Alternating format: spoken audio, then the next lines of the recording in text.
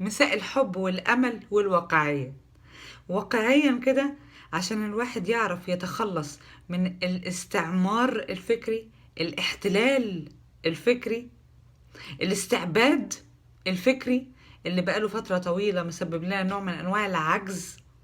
ممكن الموضوع ياخد سنين، ممكن ولادنا هي اللي تكمله، ممكن سبحان الله ربنا يؤمر كن فيكون وكل حاجة تتغير زي ما شفنا على مدار التاريخ. ممكن نفيد شخص واحد والواحد ده يفيد خمسة وخمسة يفيدوا خمسة واعملوا انتوا جدول الضرب. الله أعلم، أدينا بنسعى. السعي نفسه فيه متعة جميلة جدا ممكن ندمنها. احنا ممكن نركز في إدمان حاجات تانية مفيدة جدا زي السعي في العمل وإتقان العمل والرياضة.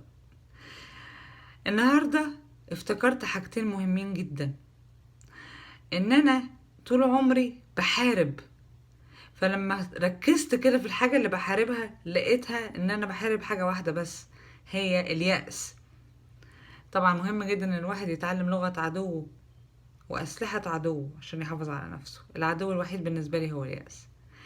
لما بدأنا انا وانتوا نشتغل مع بعض ومضينا عقد كده مع بعض على ثينك مصري،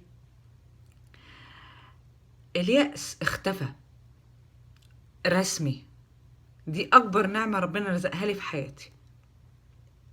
فأدركت حاجة مهمة جدا اسمها إن الناس هي رأس مالك. people are your assets. وإتقانك في العمل، دول حاجتين مهمين جدا اتعلمتهم في البيزنس وورلد في أمريكا. أنا كان عندي مطعم 3 سنين وقبليها طول عمرنا في بيزنس. أمريكا كلها بيزنس بما فيهم الجامعات، كله بيزنس.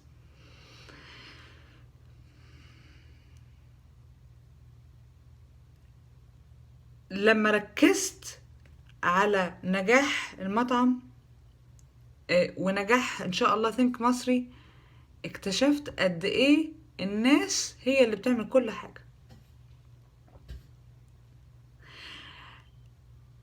لازم عشان خاطر تعرف توجه ناس، قبل ما توجههم تفيدهم، قبل ما توجههم تديهم تغذيهم، وبعدين هيعرفوا يتوجهوا صح لانه هيثقوا فيك. اي شخص سمع معلومة من ثينك مصري والمعلومة دي فادته، بدأ يحب ويحترم الى حد ما ثينك مصري. والمعلومة لما تكون مش واضحة بدأ يوجه ثينك مصري لو سمحتي التوضيح. والمعلومة لو بعد الشر فيها حاجة مش مفيدة خالص، بدأ يقول لثينك مصري خلي بالك، احنا متعودين منك على حاجات مفيدة. ايه الكلام اللي بيقوله ده؟ مش فاهمين. انتوا اللي بتعملوا كل حاجة. الحاجة التانية المهمة الإتقان. زي مسرحية مدرسة المشاغبين لما قعدت 15 سنة تدرس المنطق، ركزت في حاجة واحدة بس، الإتقان والاتحاد. كل ما هتكون متقن في شغلك كل ما هتعرف تنتج منه أكتر، لأن انتباهك هيبقى على حاجة واحدة بس مفيدة.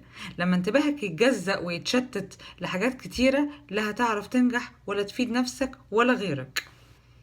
لو كل واحد في شركة ثينك مصري دي كل واحد تخصص في حاجة واتحد واشتغل مع بعضه، ثينك مصري دي هتبقى مشروع ناجح جدا جدا جدا. بدايته فيد غيرك عشان تعرف تفيد نفسك، او شعاره فيد غيرك عشان تعرف تفيد نفسك. فكروا فيها. نفسي طبعا اطول في كل انواع الكلام اللي بقوله واجيب لكم ناس ونتكلم والكلام، بس وقت البرنامج هو بالظبط 5 دقايق، يعني ما اقدرش اطول عن كده. المخرج قال لي.